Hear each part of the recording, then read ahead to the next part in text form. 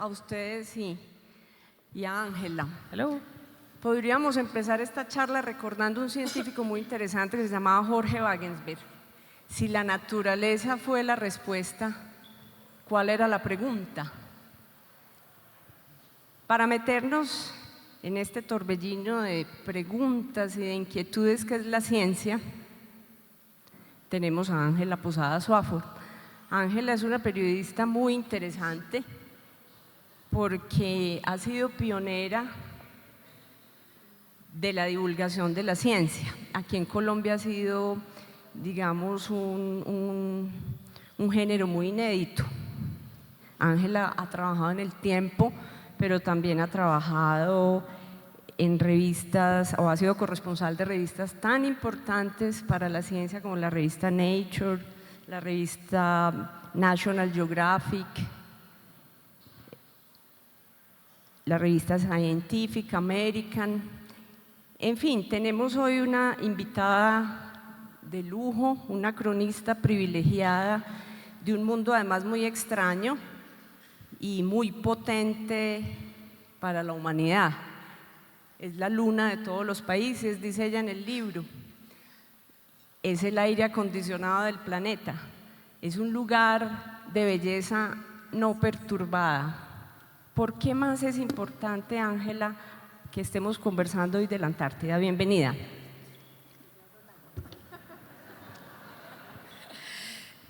Hablando de agua, la Antártica es importante porque ustedes todos saben que contiene mucho hielo. Contiene el 70% de la reserva de agua dulce del planeta.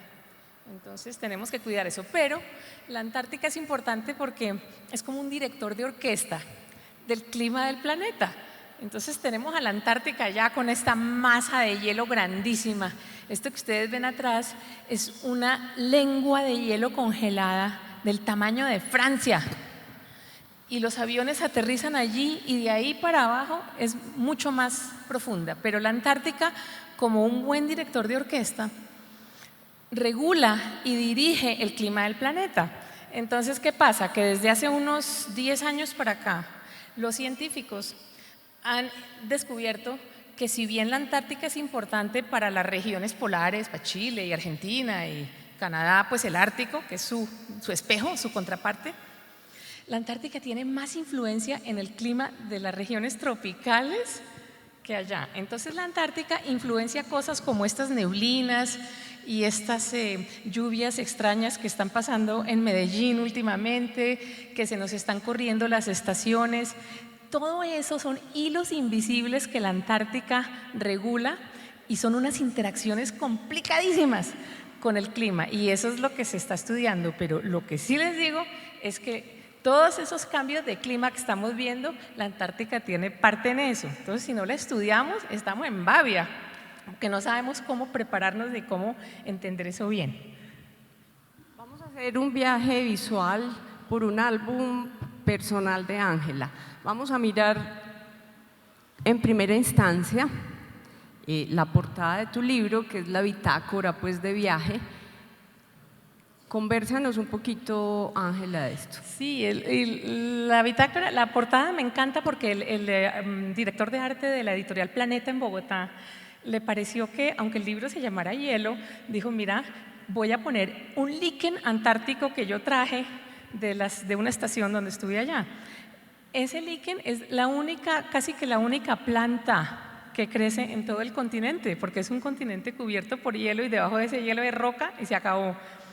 Entonces, últimamente la Antártica se está poniendo más verde. Es como piensen en un mapa, un pergamino, en un papiro, que uno como que le quema los bordes para que se vea como bonito, como viejo. La Antártica se está carcomiendo, el hielo se está achicando y está siendo reemplazado en los bordes del continente donde hay rocas por más verde. Hay un par de lugares de la Antártica que parecen Irlanda. Esto se llama calentamiento global. Pues son cambios, ¿no? Pero entonces la portada me gusta y lo que ven en la mitad es una plumita de un pingüino.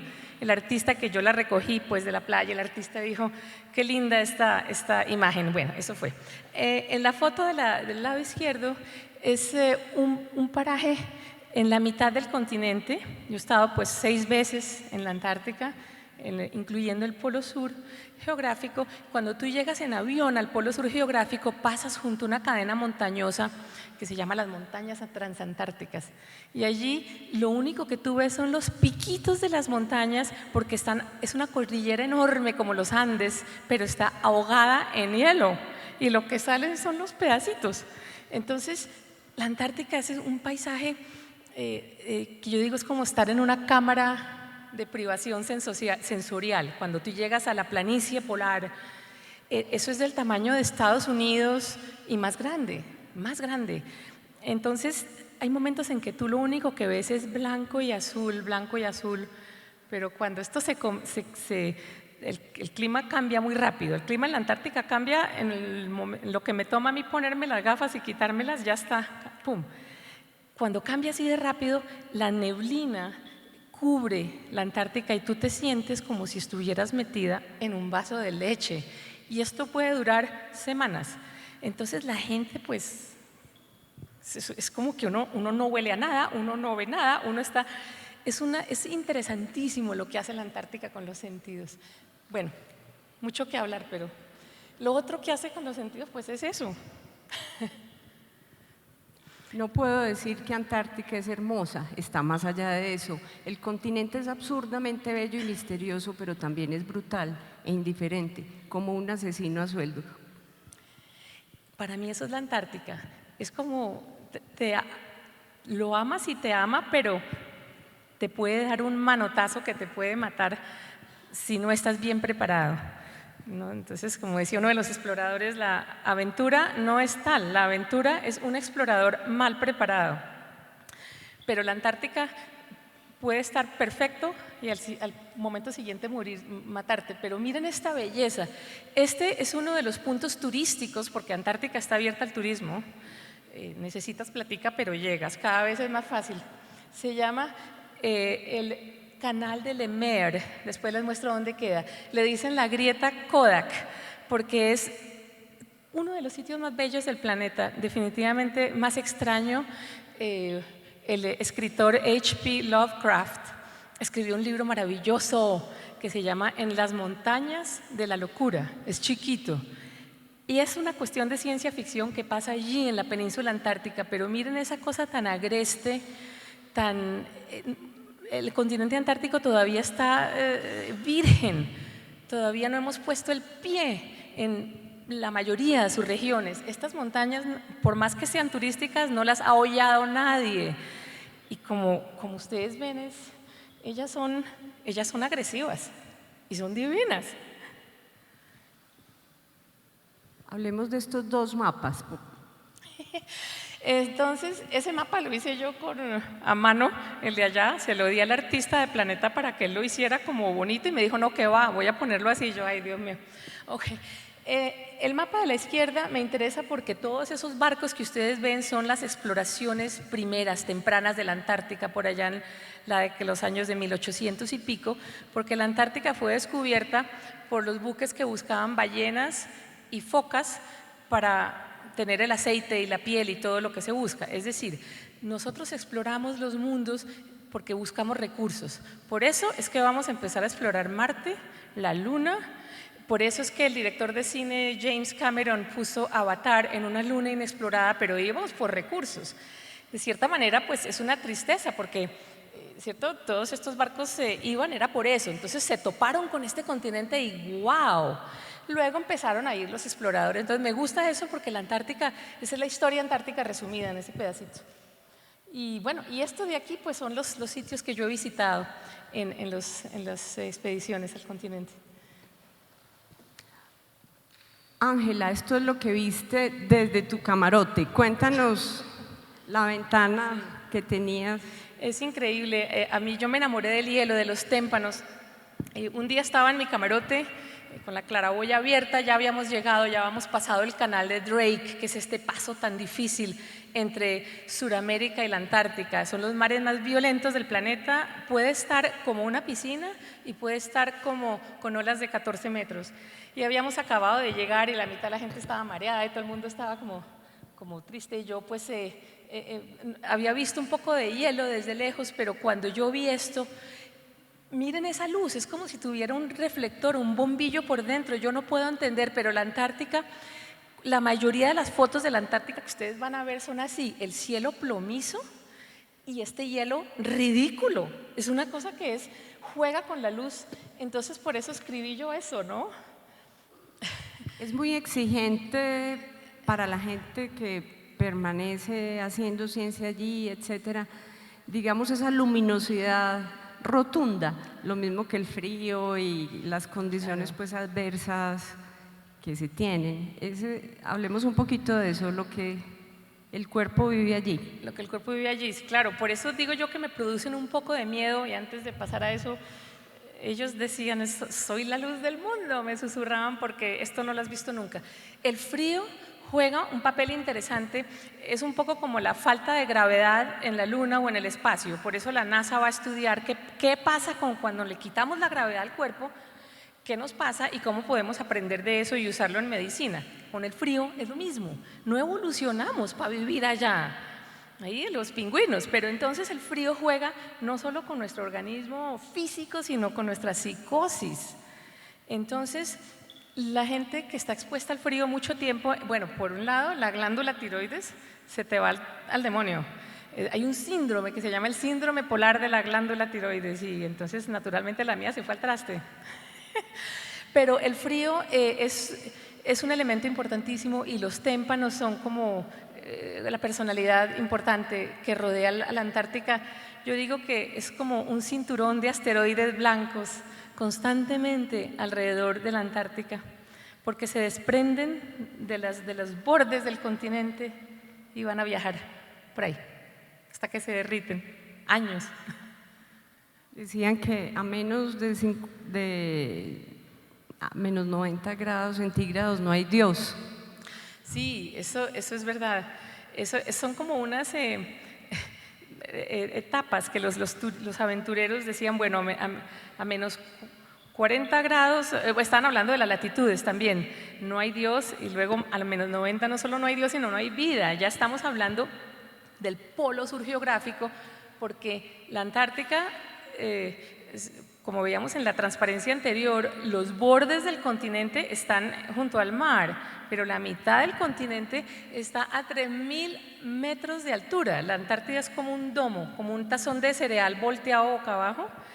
Entonces, del polo sur allá abajo hay 3.000 kilómetros de hielo, a 3.000 metros de hielo. La altura de Bogotá a tierra caliente, en puro hielo. Para mí eso me vuelve loca. Y conversemos de esto. Yo digo que el primer témpano que uno ve, para mí es como haber visto a mi primer novio. El primer témpano es el primer novio. La gente espera, a uno todo el mundo le dicen, espérese cuando vea el primer témpano. En los buques de turismo se hacen competencias. Botella de champaña para el que vea el primer témpano y lo diga. Entonces uno empieza cuando ya estás cruzando el estrecho de Drake.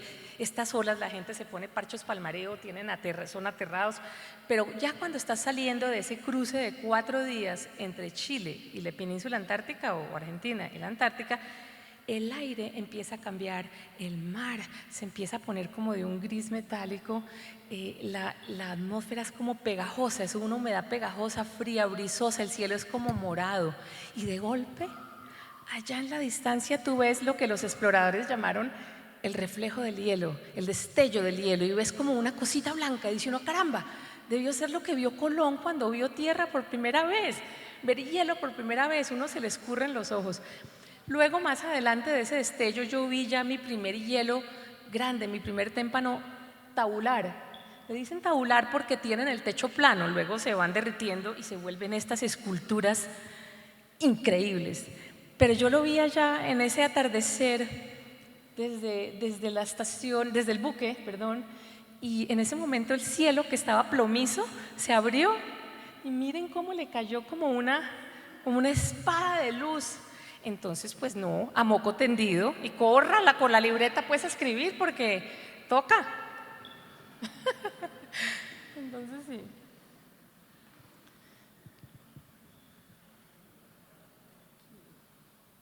El buque De la Armada, el 20 de julio.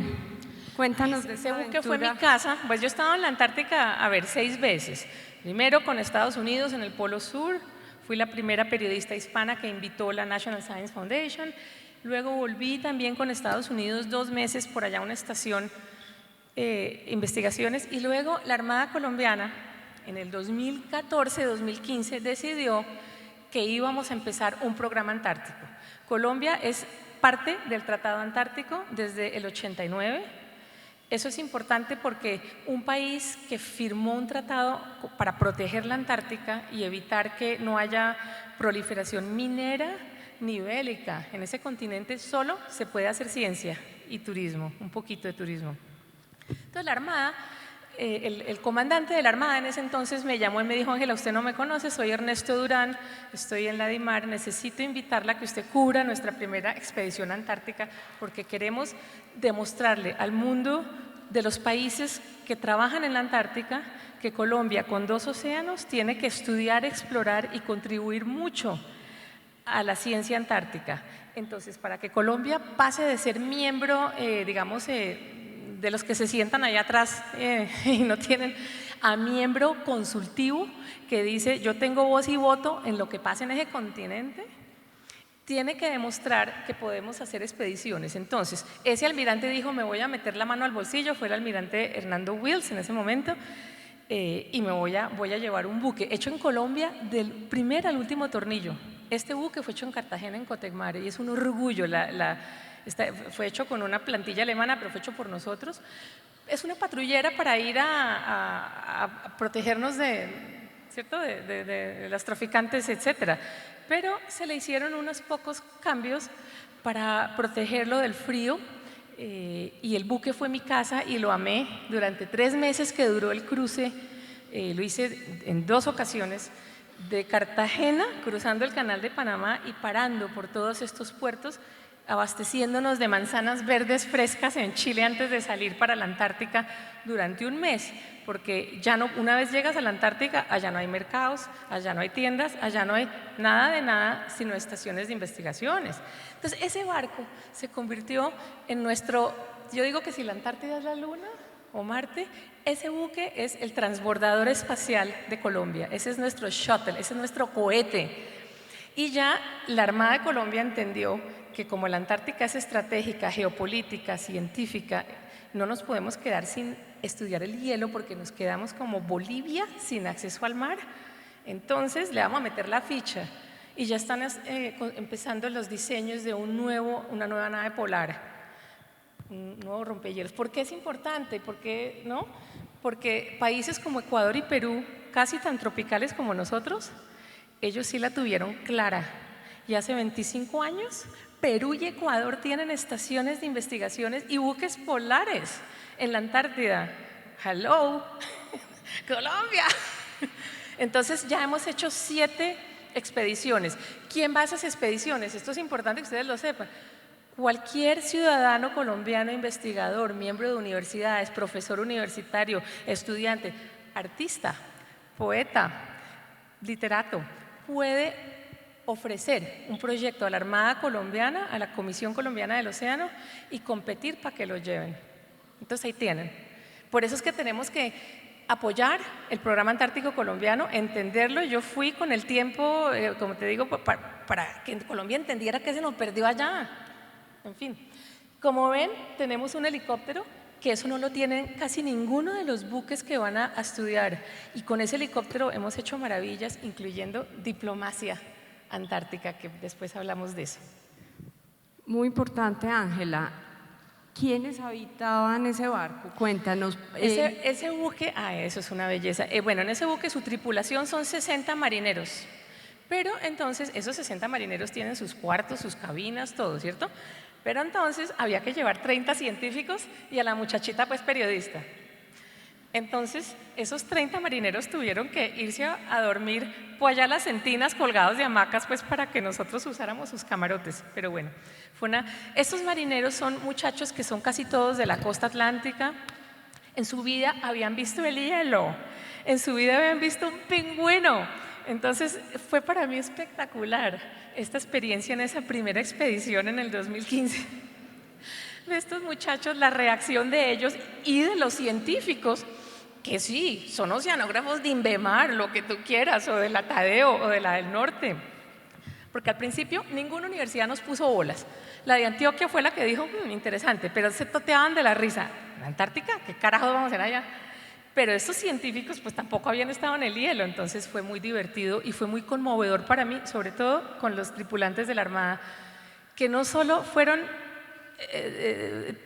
increíbles en eso, sino que fueron muchachos que duraron 3 meses pasando Navidad y Año Nuevo en un lugar hostil, nuevo por primera vez, una expedición, la expedición de su vida. Y estos muchachos pues son jóvenes y había como 3 de ellos que tuvieron bebés en ese viaje. Entonces yo era como la madrina, ¿no? Señora Ángela, es que acabo de tener una bebé y no la he podido ver. Entonces, claro, yo era la que tenía internet porque yo era la que escribía para el tiempo. Entonces, por las noches, después de comida, que tenían tiempo libre, la cola de marineros alrededor de mi camarote para usar el internet no se la saltaba un chivo con vuelo. Pero como decía que no, entonces el capitán me llamó como a la semana siguiente, Ángela, ¿usted está pasando películas o qué está haciendo? Se chupó todo el internet que había. Yo le dije, mire capitán, yo sé que la Armada tiene internet poquito, para los, claro, pero es que estos niños acaban de tener bebé, por favor.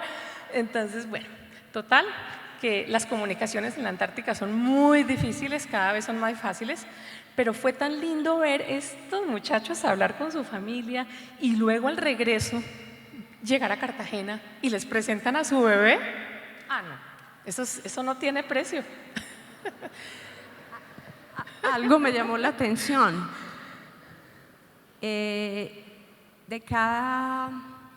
Por cada científico que hace su trabajo de investigación allí en la Antártida, hay 5 personas entre carpinteros, electricistas e incluso peluqueros. Háblanos de esa…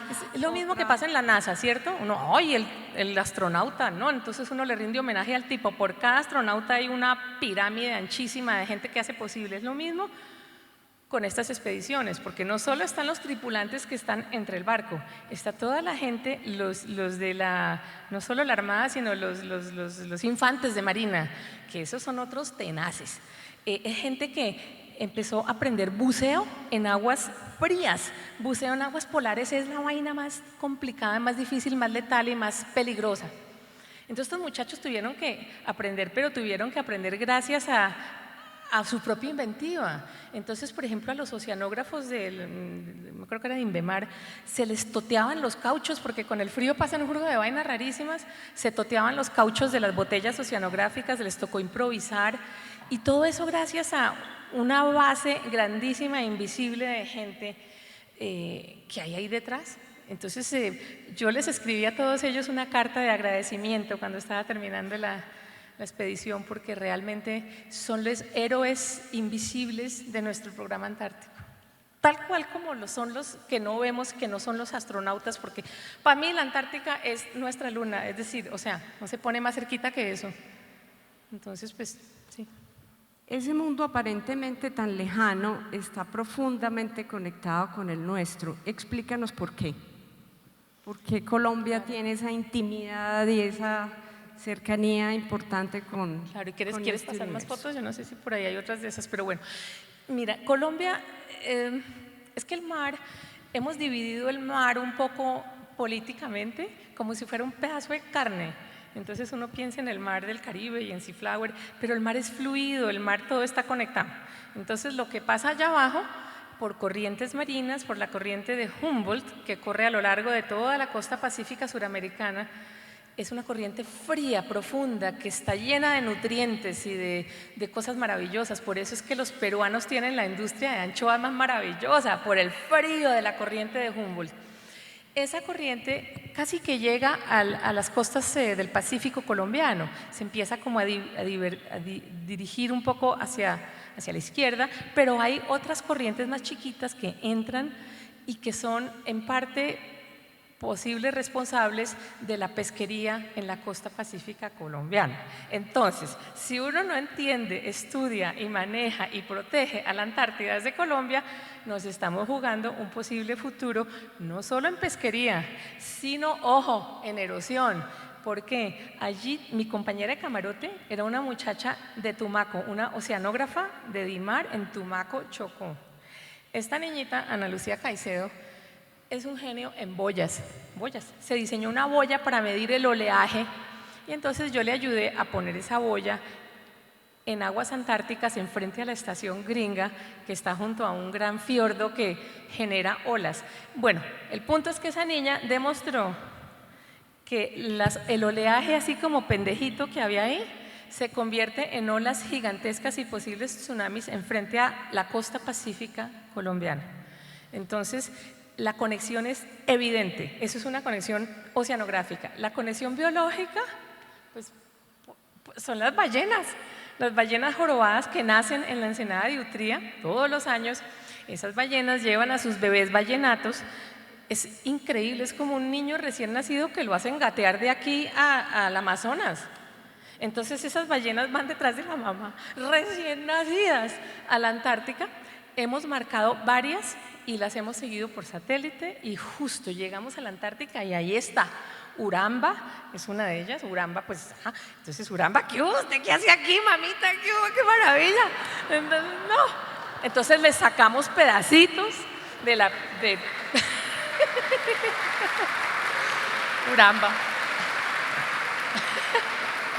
Entonces, hay conexiones biológicas, oceanográficas y del aire, porque el hielo produce frío y eso también cambia las corrientes de aire, llega a Jericó y hace que llueva. Claro, no es tan simple como eso, ¿cierto? Pero esa es la idea general.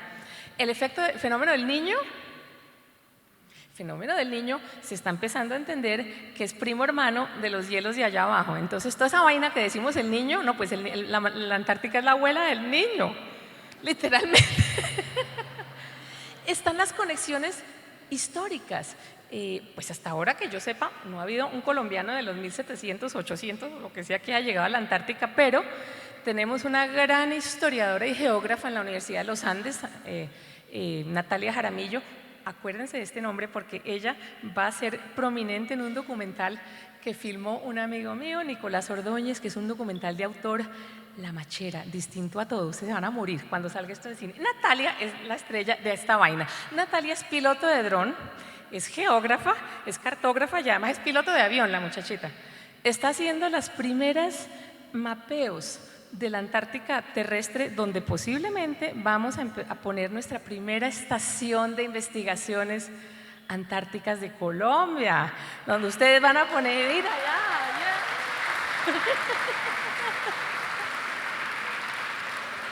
Ahí, ¿qué es la nave de eso? Que ahí pasamos a esta otra cosa que me encanta, la diplomacia de la ciencia, la comunicación de la ciencia en las relaciones internacionales. La diplomacia de la ciencia puede ser más poderosa que un cañón a la hora de resolver un conflicto. Ejemplos, el Tratado Antártico, que une a 50 países que en el norte se detestan, algunos. Aquí abajo es una hermandad que te da lágrimas. Todo se sacan el pan de la boca para ayudarte. Otro ejemplo, el desarme nuclear, los grandes proyectos como la Estación Espacial Internacional y proyectos chiquiticos. El punto es que para mí fue genial porque yo pasé 2 meses antes de la primera estación colombiana allí. Esa es la estación de investigaciones Palmer. Estados Unidos tiene 3 estaciones. La más grande en el Polo Sur, es una berraquera, ahora van a ver. La medianita, que es esta, que para mí es la joya de la corona. Este es el punto 0 de estudios globales de cambio climático, bendecida por el presidente Obama. El budget, el presupuesto de esta estación para estudios polares es millones de dólares. ¿Por qué? Porque este es el punto que más rápidamente se está calentando en el planeta Tierra. Esto y el Ártico, pero la península antártica, entonces Estados Unidos decidió meterle la ficha. Entonces yo pasé allá 2 meses y cuando íbamos a iniciar la primera visita con Colombia, yo le dije al almirante, hay que bajar más hacia el sur y adentrarnos a la latitud 65, donde está la estación Palmer. Pero Ángela, si no conocemos a nadie, tranquilo almirante, se le tiene. Entonces me dijo, ¿usted puede? decir, fresca. Cogí ese teléfono y llamé a Bob Farr. Bob Farr es el director de la estación Palmer, todos los años Bob Farr, que es un encanto, va y pasa ya 4 meses. Y entonces lo llamé y le dije, oiga, ¿le puedo parquear un buque de la Armada Colombiana ahí en su patio trasero? Pero claro, Angelita, con una condición, que usted les da el tour. Yo les tengo brownies y café. Le dije, no, ese café suyo es muy feo, yo le digo café nuestro. Y brownies. Esta estación alberga todos los años 35 o menos, 20 científicos escogidos a dedo que preparan sus estudios, pero esta estación es la que ha producido algunos de los papers científicos de ciencia más importantes de cambio climático antártico. Entonces Colombia quería hacer unas investigaciones muy lindas y no podían porque había un lugar, una isla llena de elefantes marinos a la cual ellos no podían accesar porque es un área protegida antártica, pero Estados Unidos sí podía entrar porque ellos la protegen. Entonces yo empecé mi labor de diplomacia antártica de la ciencia, entonces empecé a conectar a estos científicos estadounidenses para que acompañaran a los científicos colombianos para recoger muestras de piel y popó de foca y de elefante marino, y eso se hizo y se ha formado una colaboración muy linda. Entonces la diplomacia de la ciencia es clave. Para mí fue un motivo de orgullo haber iniciado esta foto, bueno, esa también y la anterior, en que está la bandera de Colombia al lado de la bandera gringa y la del Tratado Antártico. A ver, eso no se había hecho nunca. Y sí, de acuerdo. Eso es genial. Miren los ecuatorianos. ¿Qué tal los ecuatorianos? Yo no sé si aquí hay alguien de Ecuador, pero el sombrero me lo quito hasta allá, porque ese país la tuvo clara y el almirante me decía, mira Ángela, es tranquila, Colombia va para allá. Es que al principio todo Ecuador se reía de nosotros. ¿Usted cree que la Antártida son las Galápagos? Hombre, ¿qué se le perdió allá? ¿Para qué se van con el club de almirantes a jugar allá a los hielos, como siempre, ¿no? Los foristas que comentan que son divinos. Pero es porque no entienden. Entonces, Ecuador abrió la base Pedro Vicente Maldonado y el primer comandante fue un comandante submarino. Me decía, mire, ¿qué aconsejo yo, Colombia? Y ahí empezó esta hermandad también. Agarren 2 contenedores de barco, los acondicionan, yo les ayudo, esto fue lo primero que ellos hicieron, y déjenlos aquí y vengan cada año en el verano, y ahí ustedes guardan el generador, el Milo, el café, ¿no? y traen todo. Entonces eso es lo que vamos a empezar a hacer, pero el punto es que Ecuador lleva 25 años con una base antártica y ya es permanente. Entonces, pues bueno, eso. Cuéntanos de Colombia y la importancia de la cartografía de todos estos viajes. Ay, esta foto me encanta. Miren lo que dice ahí. Entonces ahí dice, los cartógrafos les dicen bellas durmientes a los espacios en blanco en los mapas. No hay muchas bellas durmientes en el planeta, pero la Antártica todavía está llena de ellas. Entonces, todos esos pedacitos que ustedes ven como en blanco junto al mapa, donde no hay numeritos, eso es donde no se sabe qué tan hondo es lo que llaman batimetría. Entonces eso es clave. Si uno tiene un buen mapa, conocimiento es poder. Si tú tienes un buen mapa, por eso es que la gente en todas las épocas históricas de la Tierra lo más valioso es el mapa. Entonces resulta que la Antártica se está descongelando un poquito y entonces resulta que hay cada vez más turistas y cada vez más investigadores en buques. Hace unos años hubo por lo menos 5 encallamientos y como 2 barcos que se voltearon y accidentes inmundos.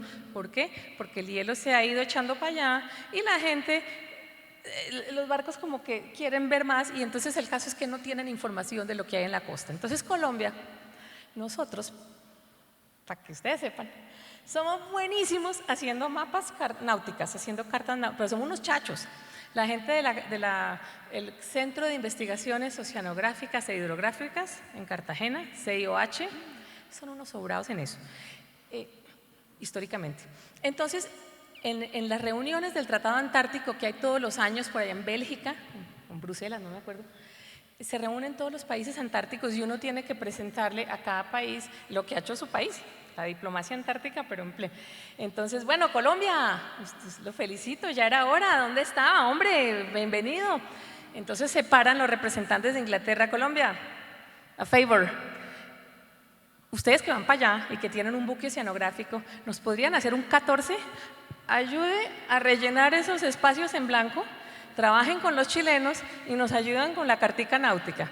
Entonces fue una nave porque duramos un mes entero haciendo, eso es sobadísimo, porque no solo se hace con el barco que pasa así, se devuelve, pasa así, ¿cierto? Mandando pulsos de haces de sonido para ver qué tan profundo es. Bueno, eso también lo hacemos en una lancha. Entonces yo me iba en la lancha, no, pues como 9 horas con estos pobres marineros toteados del frío a medir, y además es eso es bien aburrido, pero bueno.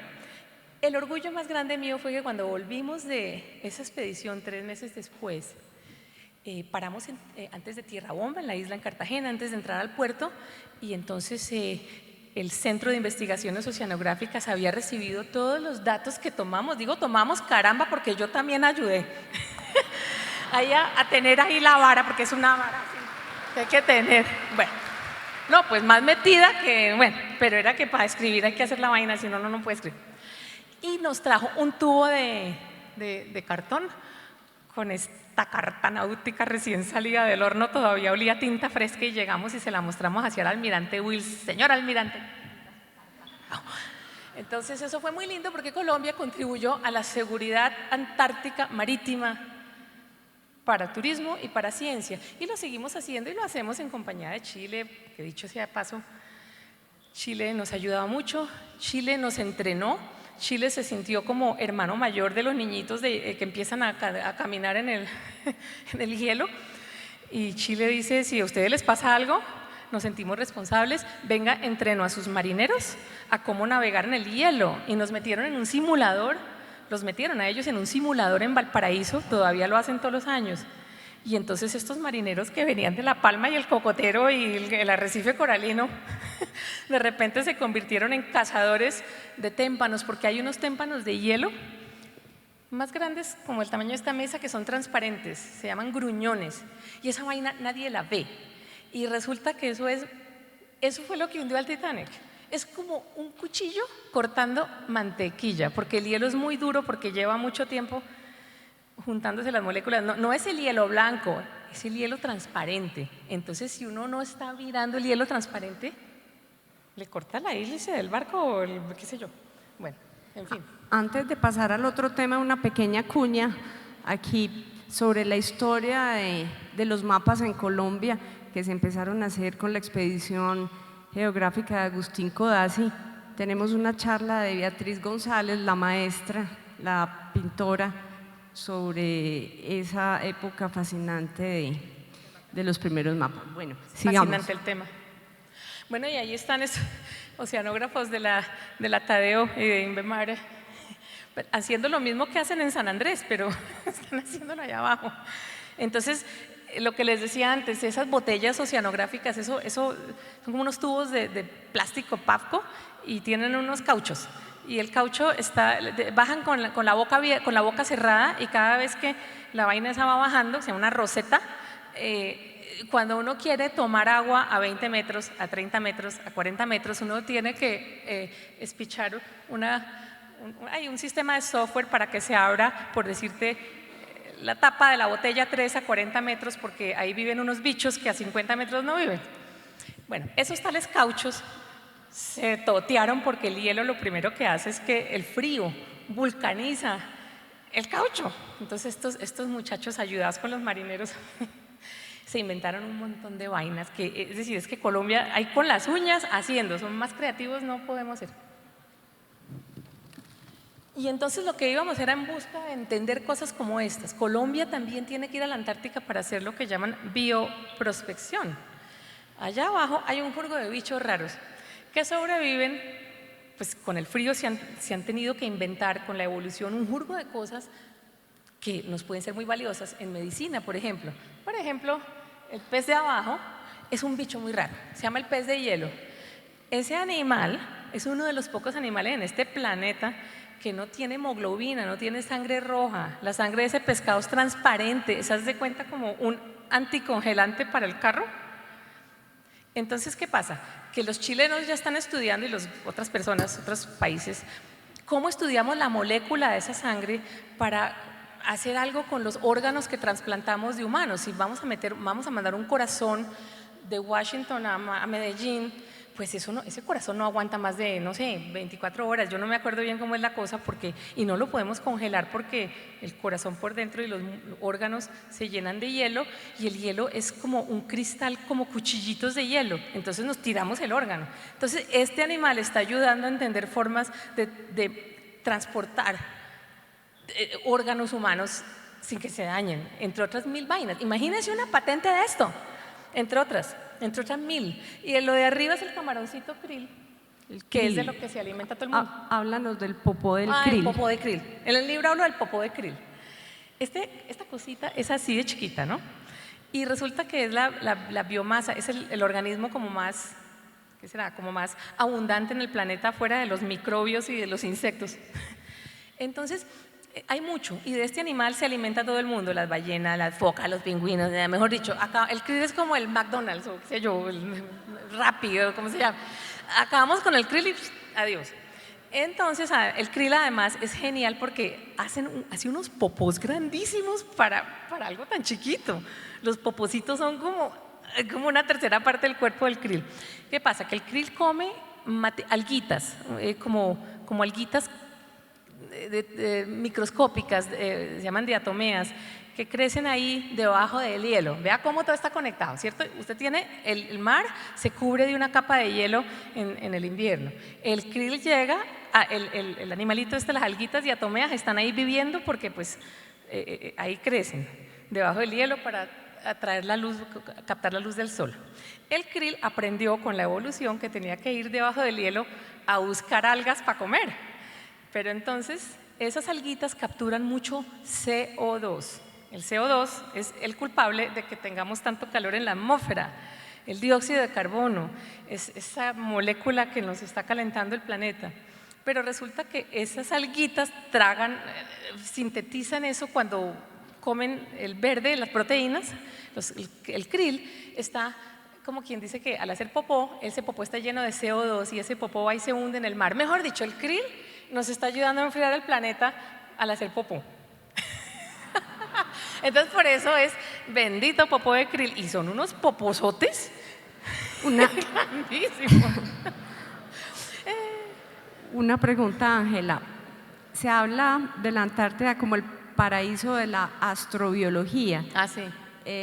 La vida en condiciones extremas, estudiar los extremófilos, por ejemplo. Convérsanos un poquito de eso. Claro, este animal, este pescado es un extremófilo, aprendió a adaptarse a condiciones extremas, pero la NASA, por ejemplo, como estamos buscando vida en Marte y en Venus y en Titán y no sé qué, necesitan saber cómo es que sobrevivirían estos organismos. Entonces por ahí, más adelante hay una foto de un lugar en la Antártica que se llama los valles secos. Y los valles secos son el único lugar en la Antártida que no está cubierto por hielo. Son como unas hondonadas, como unos fiordos donde el viento pasa tan potente que no se puede acumular el hielo. Ahí en esas rocas eso es más seco que el desierto del Sahara, que el desierto de Atacama. No sé si tienes esa… Bueno, en fin. Entonces allí se estudian estos animales para ver cómo se adaptan a estos cambios extremos del medio ambiente, en este caso el frío y la sequedad. Entonces, allá llegué yo, uno llega allá en helicóptero, eso es complicadísimo, y había un científico estudiando el cielo y agarró un vasadito de ¿qué tal esa belleza? Esa no es Uramba, pero casi, un vasadito de tierra. Y me dijo, mire que espérese, lleguemos al laboratorio. Y llegamos al laboratorio y me puso esa tierrita bajo el microscopio. Y me dijo, mire, ¿ve esas lombricitas? Eso se llaman nematodos, bueno, no importa. Unas lombricitas aplastadas, secas, así como una brizna de pasto así chiquitica.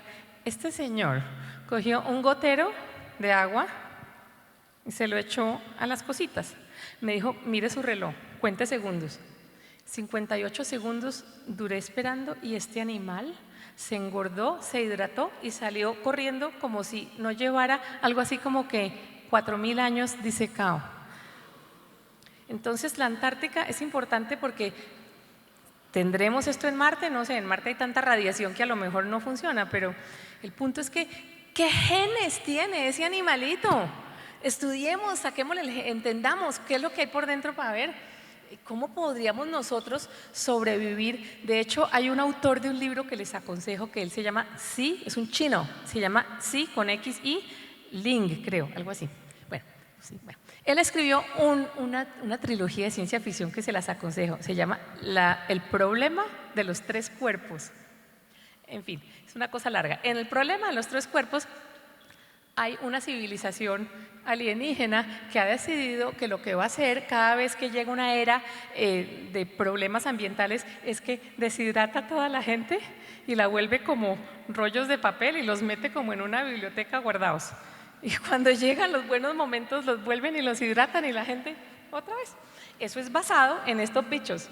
Entonces, por eso es que a la NASA le encanta ir allá. Todos los movimientos activistas han tenido grandes conquistas en relación con el tema de las ballenas.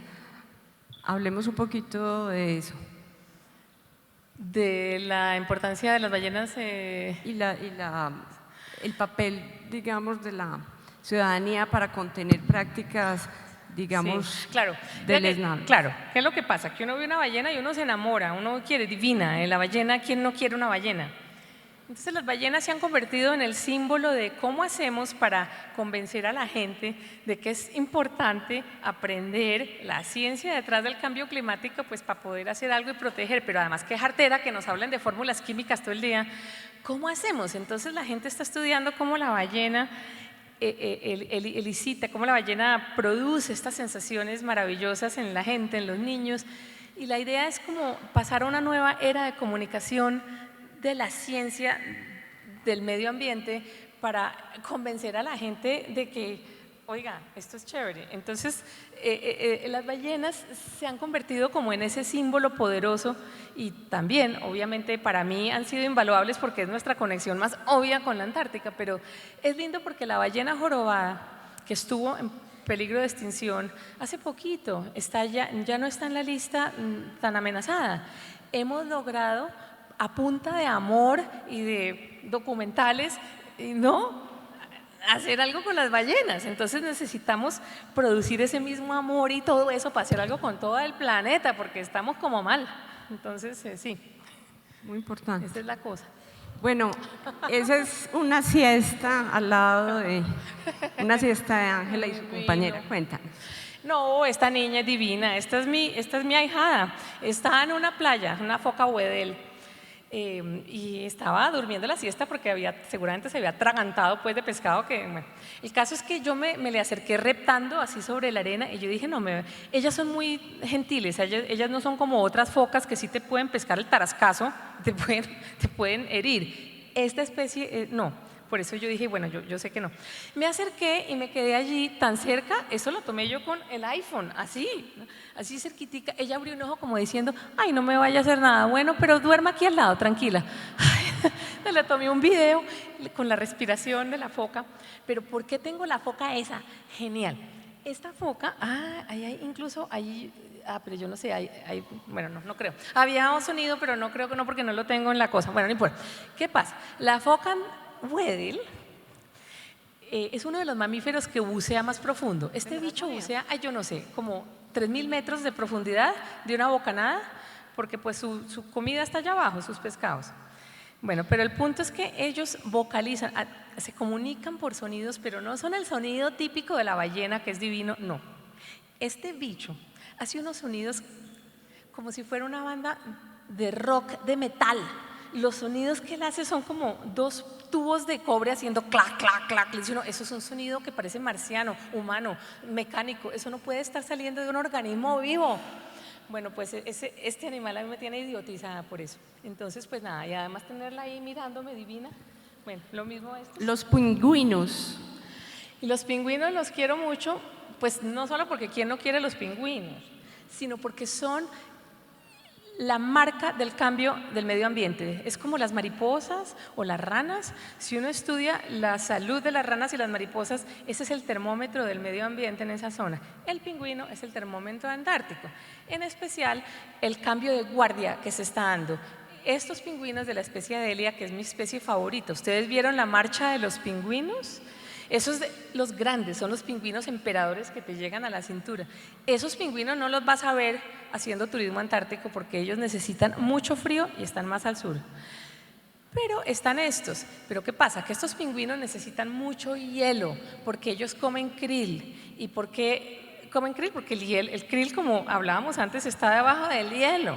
Entonces, resulta que ahora, con el calentamiento global, ese hielo marino que se forma sobre la superficie se forma mucho menos que antes, se forma, es decir, en más cortico en el año. En otras palabras, a estos pingüinos el Carulla o el Olímpica les quedó más lejos. Entonces, como les quedó más lejos, dijeron, no, ¿qué va? ¿Que vamos a tener aquí una colonia? Si cada vez que vaya yo a Carulla a pie, vuelvo a los 3 días, olvídelo. Mejor me cambio junto a mi nuevo Carulla. Entonces, agarraron, empacaron maletas y se fueron a otras colonias más al sur. Entonces, es una lástima porque había millones de pingüinos allí cerquita y ahora son más difíciles de ver. En cada una de mis expediciones fue viendo menos. En la última, 0 pollitos. Por ahí están bien, pero no están ahí. Están siendo reemplazados por estos. Estos son más grandecitos, se llaman los pingüinos de la especie Papúa. Los anteriores eran los Adelia, que son todos como personalidad nerviosos, peleones, divinos. Estos son más tranquilos, estos son más sedados, estos son tranquilitos. A ver, vamos a discutir con calma. Estos pingüinos no necesitan krill, ellos comen pescados. Entonces, que haya hielo o que no haya hielo, los tienen sin cuidado.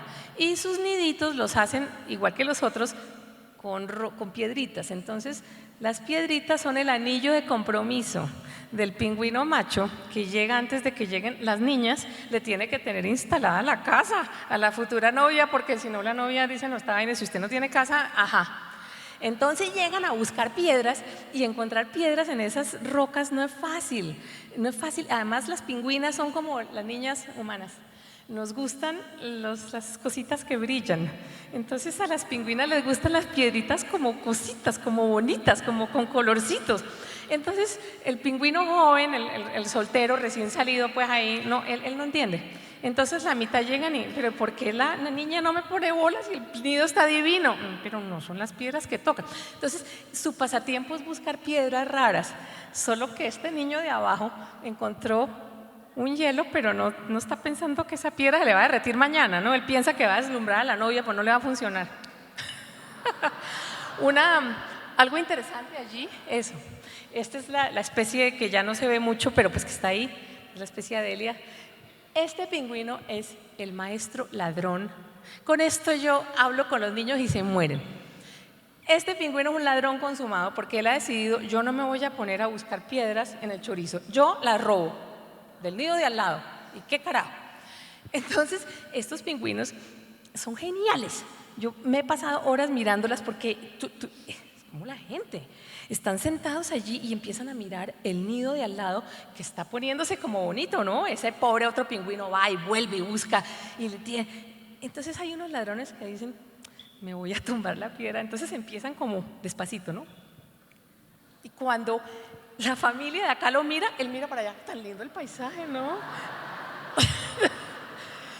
Entonces, cuando ven que no están, que el pobre pingüino fue a por más piedras, la víctima, agarran esa piedra como un tiro y se la llevan a su nido y otra vez, aquí no ha pasado nada. La BBC de Londres, David Attenborough, hizo un documental de morirse, de eso está en YouTube. El punto es que los primeros investigadores ingleses antárticos se dieron cuenta de eso e hicieron un experimento. Pintaron como 500 piedritas de color rojo y las pusieron ahí junto al borde de la colonia. A las 4 horas había piedritas rojas en todos los nidos. Se las iban robando de nido en nido. Ahí fue que se dieron cuenta. Entonces es una belleza. Bueno. Este es un episodio bonito de la divulgación. Cuéntanos. Sí, esto me tiene muy orgullosa porque además… Me tiene muy orgullosa porque además pues lo hicimos en parte con Explora. Cuando la National Science Foundation me invitó a esta beca de 2 meses allá en Palmer Station, yo dije, pero ¿cómo desaprovecho yo esta oportunidad? ¿Por qué no nos inventamos una transmisión en vivo con pues con colegios, con museos, con algo. Entonces hablé con Maloca y con Explora y ellos me conectaron con otros museos, por ahí uno en Chile, uno en Costa Rica, uno en Venezuela que después se cayó y uno en Chocó que también se cayó. Entonces la idea consistía en llevar mi computadora, ay Dios mío, a una isla que quedaba a 3 millas, 4 kilómetros frente a la estación gringa.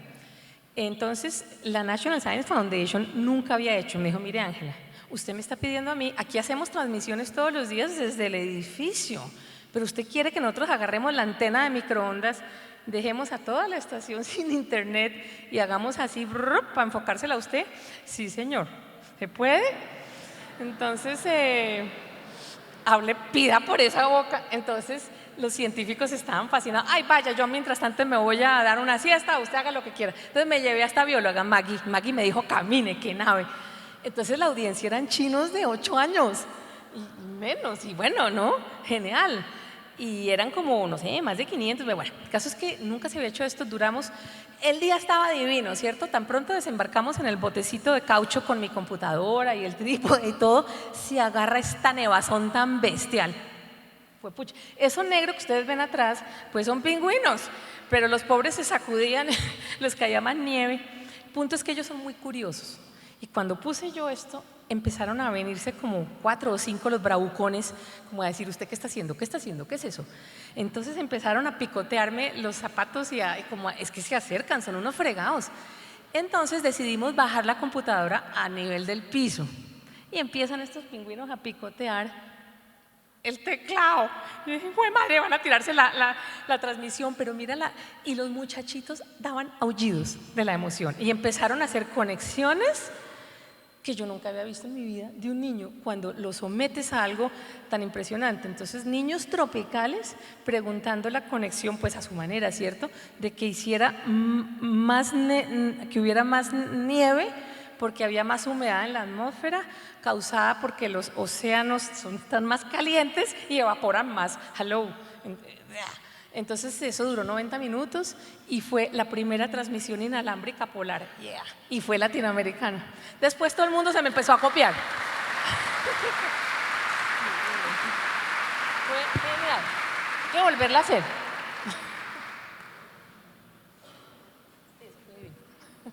Ese es rápidamente un tema muy importante. Desde la escuela se debe incidir en el cambio de pensamiento y ahí es donde se fragua un futuro mejor.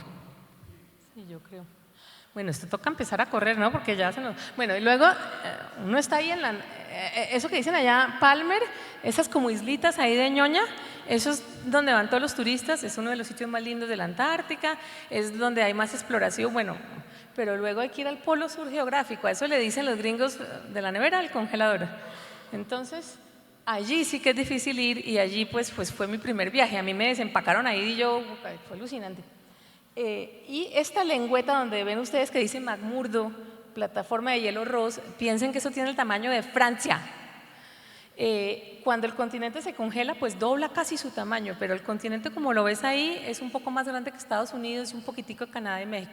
Bueno, entonces vamos al Polo Sur, vamos a viajar del nivel del mar a 3.000 metros de altura. Entonces cuando tú llegas, bueno, allí estoy, antes de llegar al Polo Sur, llegas a McMurdo, allá donde parece Francia. Tuve que viajar de Miami a donde yo vivo a Nueva Zelanda.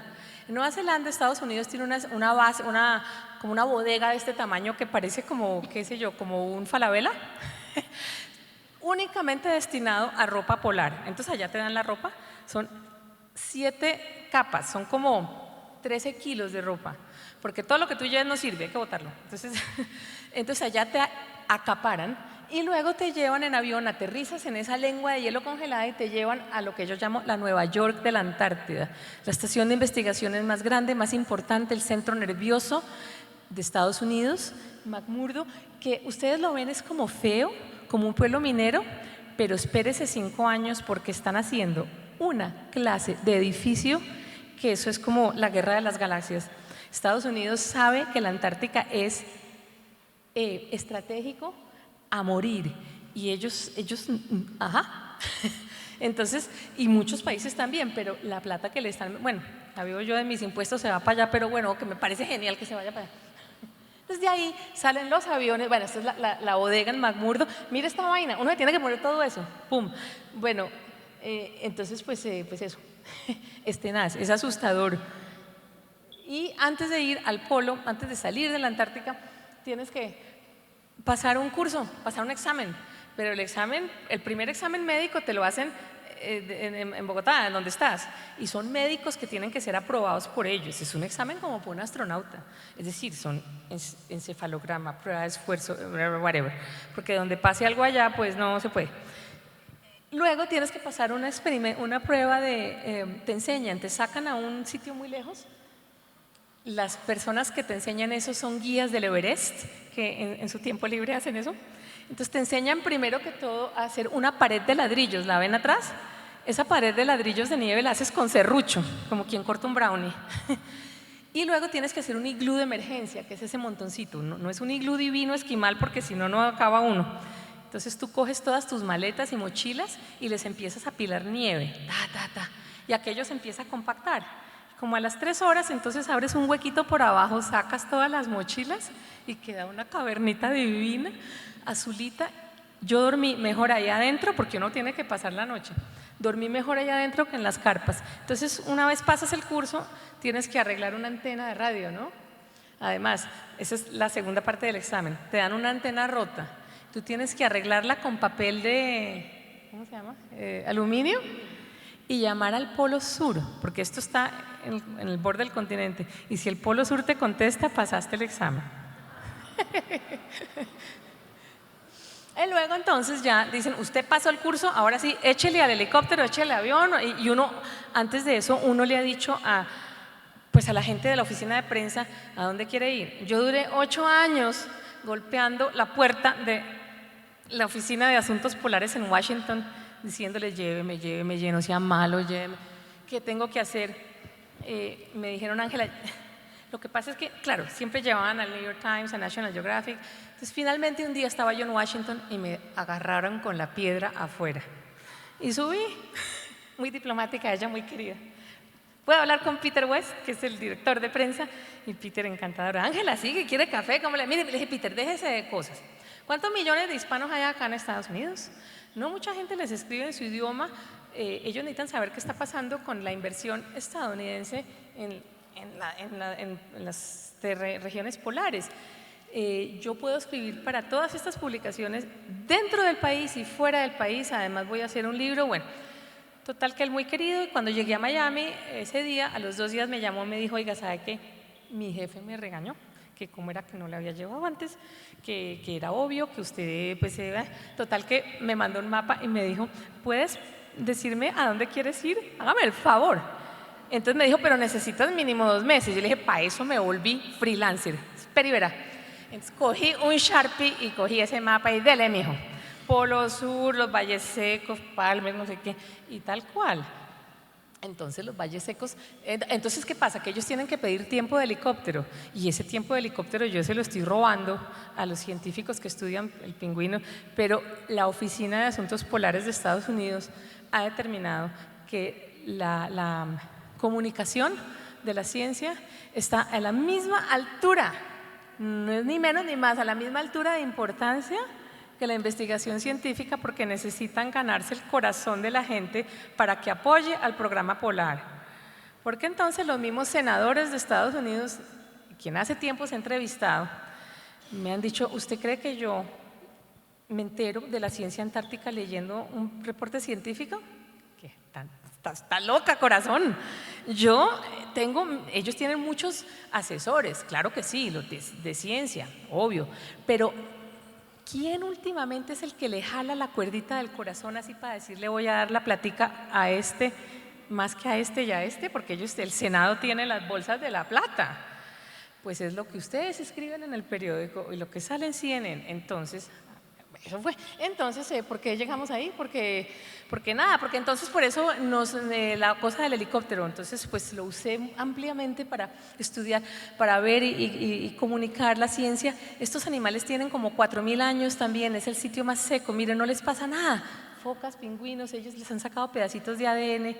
¿Cómo llegó esa foca allá tan lejos en la mitad de un valle? Nadie sabe, pues, cosas así, ¿no?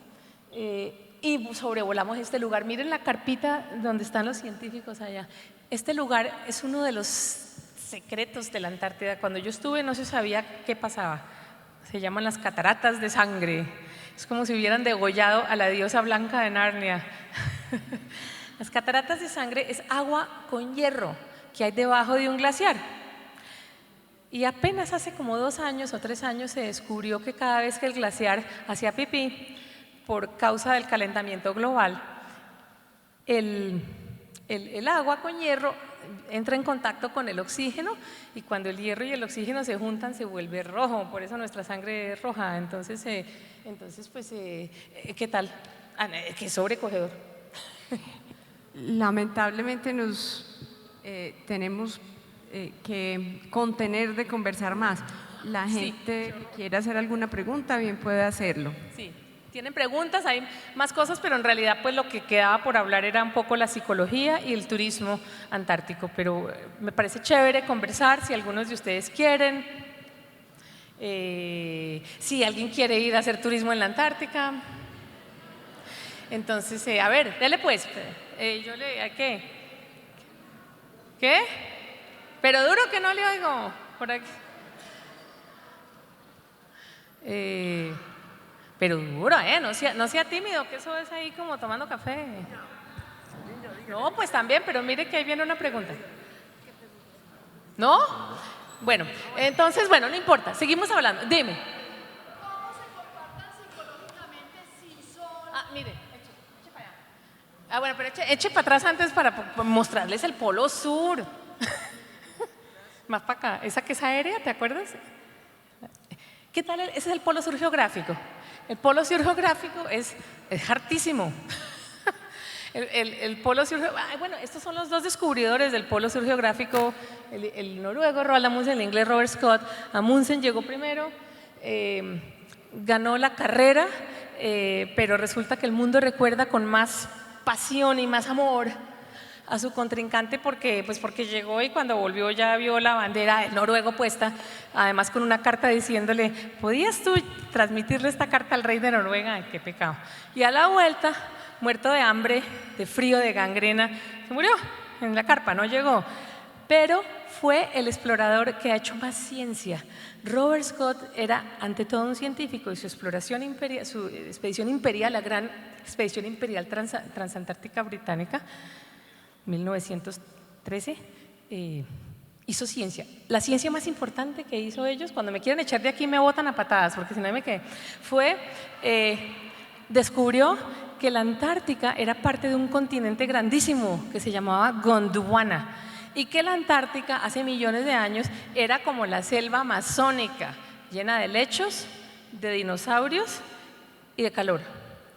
Entonces ese continente se partió en 2 y este señor dio su vida con su jefe de ciencia que dio su vida en la carpa igual que él, así congelados como cartas los encontraron. Encontró una piedrita y en la piedrita hay un helecho.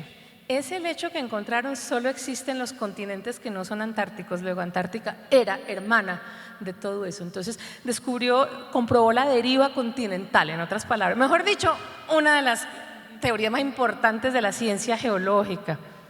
Bueno, pero ¿por qué hablamos de estos son algunos de los como casas, como chalets que tienen ellos y uno entra allá y uno siente a esos exploradores como haciéndole así en el hombro. Todo está como cuando ellos se fueron.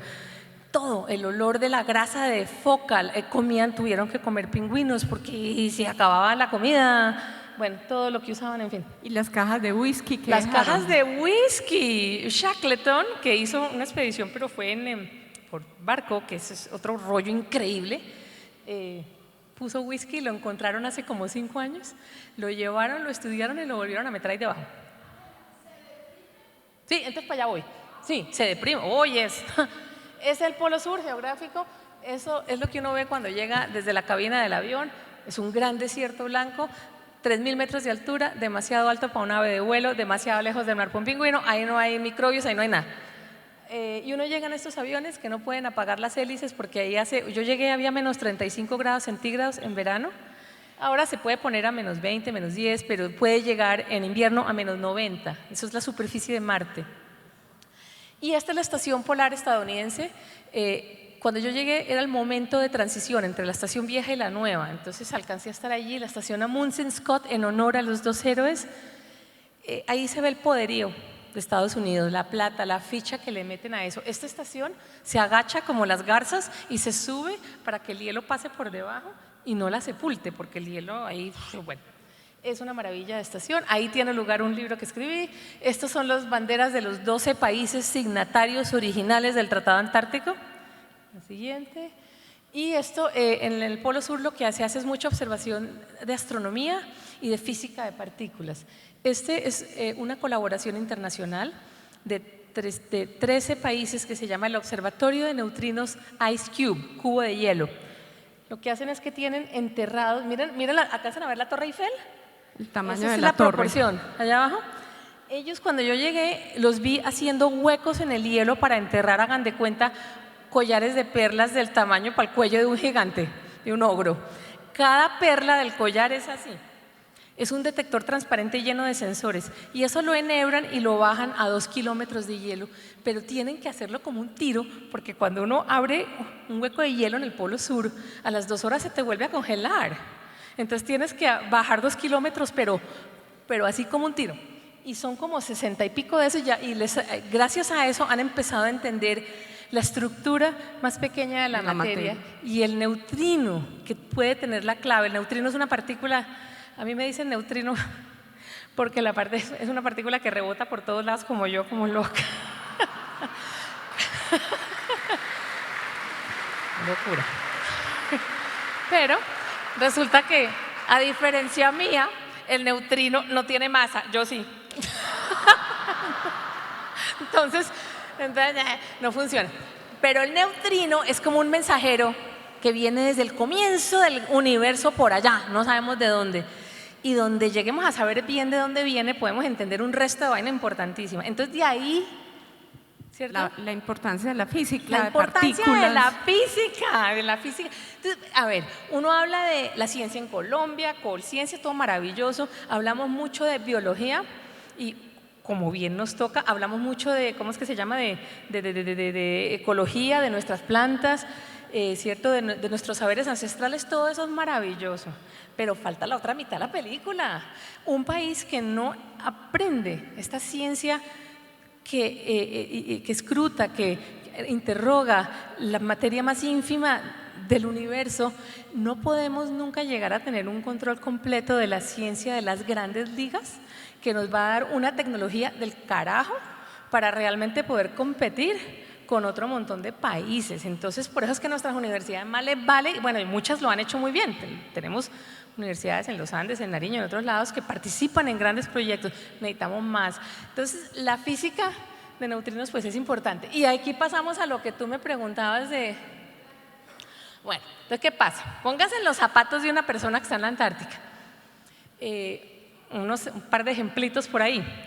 Por allá en 1900, yo no sé si fue 60, 70, lo que sea, el médico de la estación argentina, Brown, Argentina es un gran país antártico, es el maestro antártico latinoamericano, llevan 100 años de experiencia antártica, por obvias razones, porque está aquí enfrente a ellos.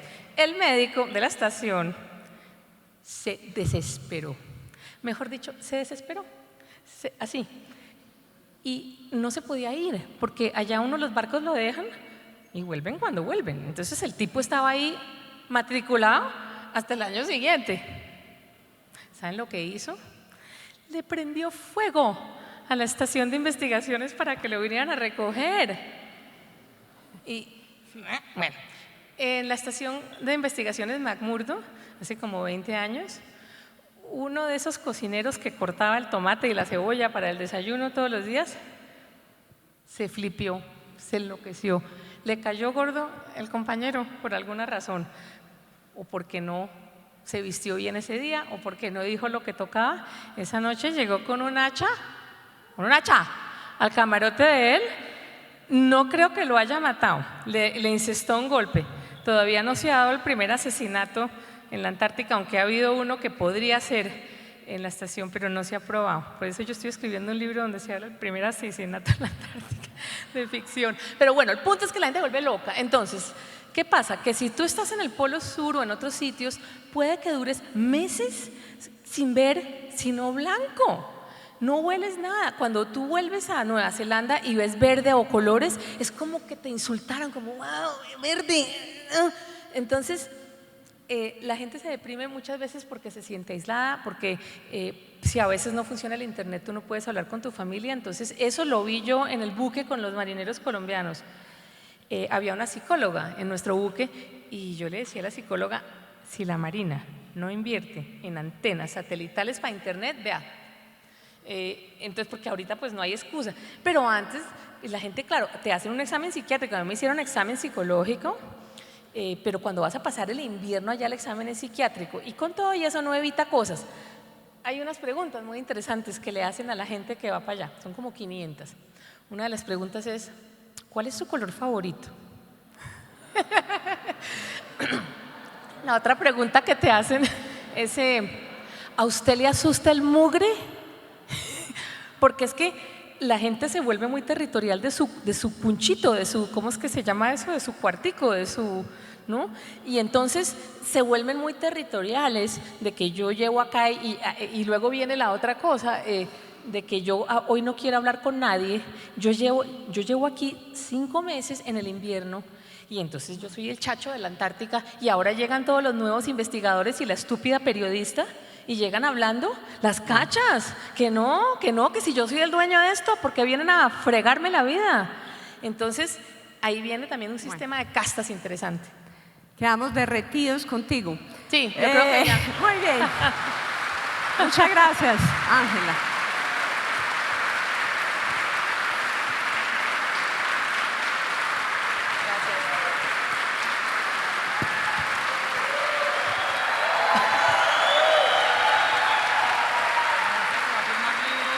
Bueno, Ángela va a firmar libros.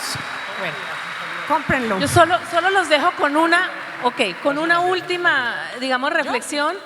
2 cosas. Piensen las conexiones tan poderosas entre Colombia y los trópicos y la Antártica, la importancia de estudiarla, de aprenderla, de quererla, de apoyar esa investigación y estos hilos invisibles que nos unen. No estamos muy lejos.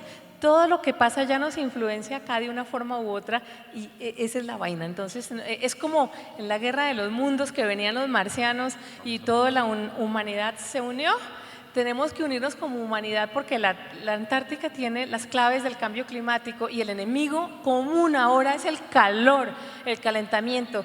La Antártica tiene el poder de cambiar la civilización humana para siempre con un deshielo masivo, tiene el poder de acabar con la civilización humana, como una invasión de marcianos. Que vaya a ser en 3 siglos o nunca o mañana, no se sabe, pero el poder está ahí. El nivel del mar está subiendo y eso es todo relacionado con la Antártica. Y si en los trópicos, que es donde más nos va a subir el nivel del mar por el deshielo, no nos ponemos las pilas, vea, ¿quién nos manda? Entonces hay que ir.